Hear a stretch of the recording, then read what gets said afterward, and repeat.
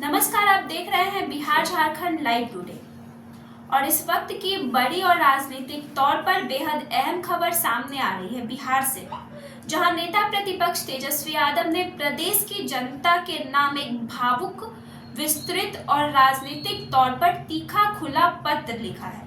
इस पत्र के माध्यम से तेजस्वी यादव ने आगामी विधानसभा चुनाव से पहले जनता से संवाद साधा है और कई बड़े वादे किए हैं।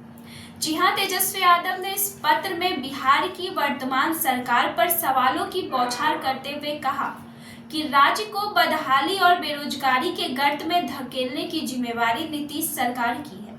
वहीं दूसरी ओर उन्होंने जनता को यह आश्वासन भी दिया कि अगर महागठबंधन की सरकार बनी तो बिहार को 5 साल के भीतर देश का नंबर 1 राज्य बना दिया जाएगा।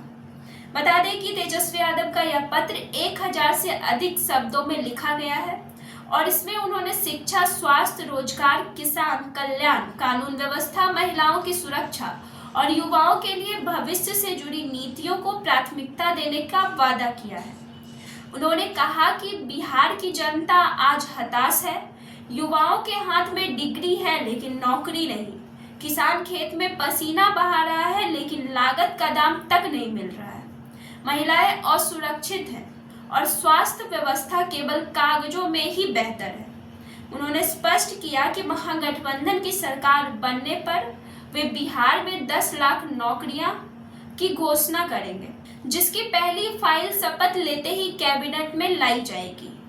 वहीं नीतीश सरकार पर तीखा हमला भी किया है। बता दें कि तेजस्वी यादव ने मुख्यमंत्री नीतीश कुमार को सीधे तौर पर निशाने पर लाते हुए लिखा, एक मुख्यमंत्री जो पिछले 20 वर्षों से सत्ता में है, वह अब तक जनता को सिर्फ भाषण देते आए हैं, समाधान नहीं। बिहार की विकास की गति थम चुकी है, युवाओं का पलायन रुकने का नाम नहीं ले रहा है।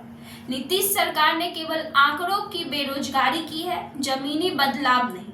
उन्होंने नीतीश कुमार पर बार बार पाला बदलने का भी आरोप लगाया है और कहा है कि अगर नैतिक बल अब समाप्त हो चुका है तो उन्होंने बीजेपी का साथ नीतीश कुमार के बार बार गठबंधन और फिर टूटने को जनता के साथ विश्वासघात बताया है।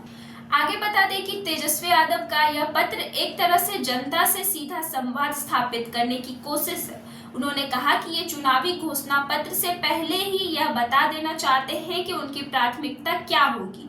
उन्होंने जनता से आग्रह किया कि वे वोट देते वक्त वादों और कामों को आधार बनाएं, जाति और धर्म के नाम पर वोट ना दें।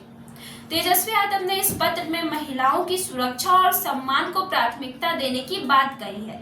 उन्होंने वादा किया है कि महागठबंधन की सरकार बनने पर हर जिलों में महिला थाने की व्यवस्था को मजबूत से किया जाएगा और छात्रों को स्नातक तक मुफ्त शिक्षा दी जाएगी। युवाओं के लिए उन्होंने स्किल्स डेवलपमेंट प्रोग्राम, सरकारी भर्ती में पारदर्शिता और स्टार्टअप को बढ़ावा देने जैसी योजनाओं का जिक्र किया है। वहीं इस पत्र के सामने आने के बाद बिहार की राजनीति एक बार फिर गर्म हो गई है। जेडीयू और बीजेपी के नेताओं ने इस पत्र को चुनावी स्टंट करार दिया है। जेडीयू प्रवक्ता नीरज कुमार ने कहा कि तेजस्वी यादव को खुद पहले अपने कार्यकाल का हिसाब देना चाहिए।